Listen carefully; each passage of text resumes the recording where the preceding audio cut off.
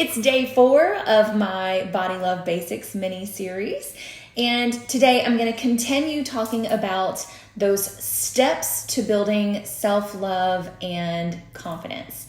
So the third step is acceptance. We have to accept something first before we can ever truly love it. And we have to accept it without ever wanting it to change or be different. So think about relationships in your life. We have to love someone completely and unconditionally, no matter what, without wanting them to change. Whereas if we love someone conditionally, meaning I'll love you if you, or I'll love you when you, that's not really true love. We have to apply that same concept to our bodies, loving it without expecting or without wanting it to change or be different. We have to accept our bodies so that we can truly love them. With learning to accept your body, there are definitely some mantras and some practices and things like that to help you do that. And those are just a couple of the things that I help my clients with in my wellness and accountability group. But I'm going to go ahead and tell you my top 3. Now, I go much more in depth in my wellness and accountability group with how to do each of these things. But they are that you have to believe that you have the exact body right now that you need to accomplish whatever your purpose is in your life at this moment. And then the second one is to choose experiences over appearances. That one's really difficult for most women. And then number 3 is to stop sitting on the sidelines of your life. And I know that one can hit home for a lot of people. The final step for developing self-love and confidence is self-care. We know self-care is important, but oftentimes it feels secondary to what needs to come first. Self-care on its own is fine and great, but it's actually not effective in helping you truly love yourself from the inside out on its own.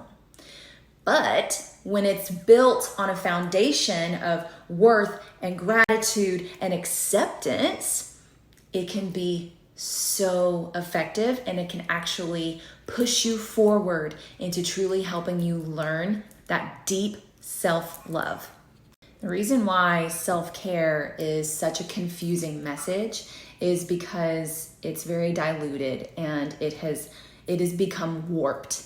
There's a lot of people that put a lot of marketing money behind the message of self-care and behind certain things to make you think and feel like it's self-care when in reality it might not actually be.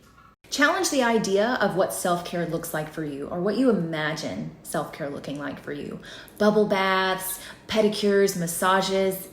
I hate to burst your bubble, but those things might be a form of self-care, but it's not just those beautiful, sexy, luxurious things that are going to provide that deep, true self-love. Self-love is doing the hard work now that's going to lead to results in the future.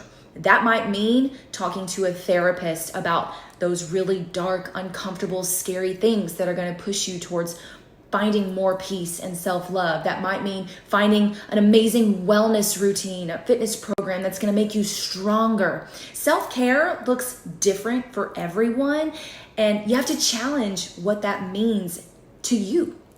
Think about the real, raw, deeper issues that you need to address. Are you actually doing the indulgent things instead of the important things that are going to help you lead towards healing, that hard work that I'm talking about? We have to prioritize the healing on the inside first so that we can actually enjoy the ice cream and the chocolate and the bubble baths and those indulgent forms of self-care, instead of using those things as a mask or to numb the real hard work in that self-care that we know we actually need to be doing instead.